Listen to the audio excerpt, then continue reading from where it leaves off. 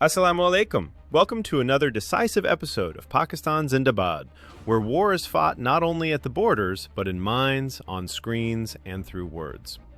In today's world, headlines are written before the first shots are fired. If you lose the narrative, you lose even after winning the truth. Muslim NATO understands this reality. That is why this alliance considers media, law, and public opinion as strategic domains. I am your host, and this is episode 41, Strategic Communication, Media Warfare, and Narrative Control. Assalamu alaikum and welcome back to our channel Pakistan Zindabad, the next world superpower. This is episode 41, and today we're diving deep into a fascinating strategic blueprint drawn from the book The Nuclear Umbrella by Mr. Zahir Ahmad Mir. We're talking about the war before the war, the battle for narrative dominance. In a world where what people believe is often more powerful than what is actually true, mastering this battlefield is absolutely critical. So let's get into it. This quote right here, it's the whole ball game. See, long before a single shot is fired, a war of words, images, and ideas is already well underway. It's fought on social media, in news headlines, and in the court of public opinion. If you lose control of that story, your story, you lose legitimacy. And without legitimacy, even if you have military superiority, you've essentially lost the support you need to win.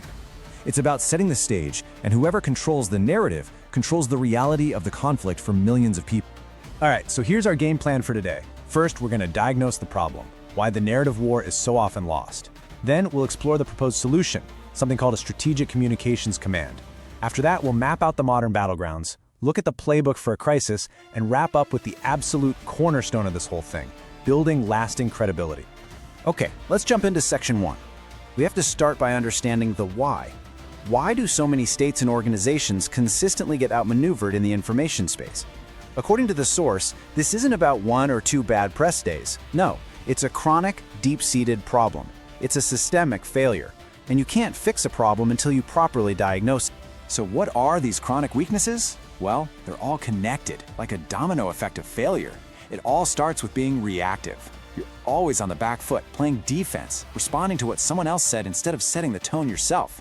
Because you're reacting, there's no unified plan, which leads to fragmented voices. You've got one ministry saying this, another saying that, and nobody's on the same page.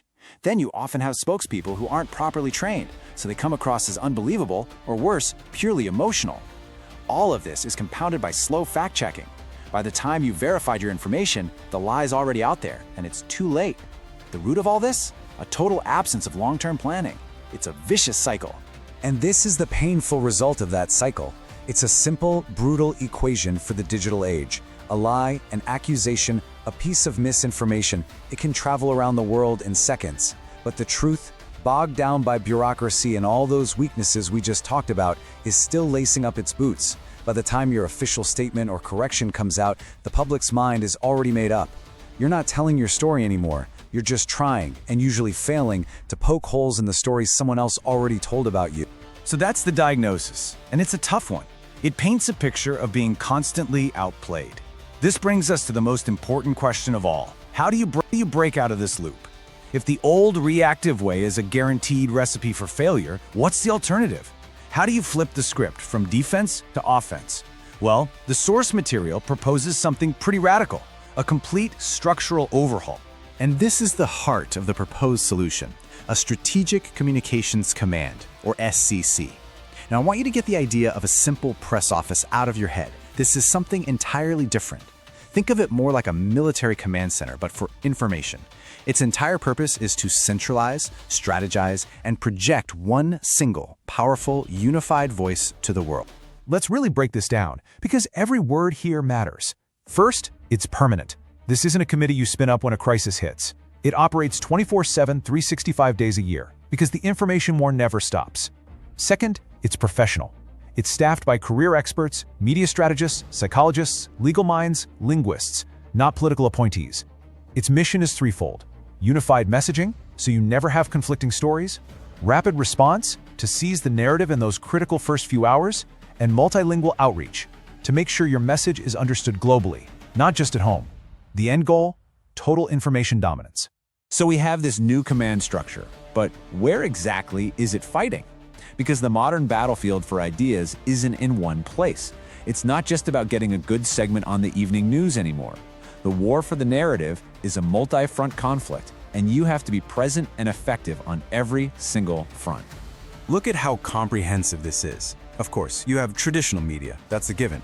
But then, you have the digital world, the wild west of social media platforms and influencers, which requires a totally different skill set.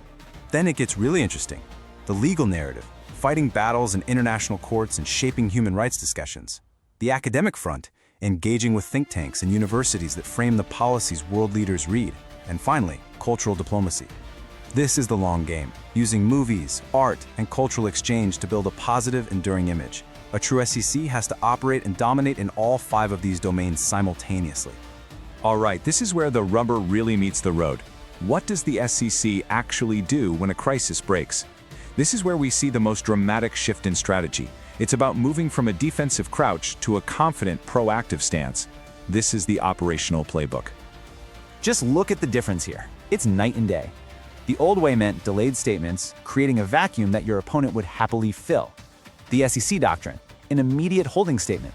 Something simple like, we are aware of the situation and are gathering the facts. We will provide an update at this time. It shows control. The old way was chasing lies. The new way is preempting misinformation, getting ahead of the narrative. And instead of fragmented responses, you have globally briefed spokespeople, all singing from the same hymn sheet.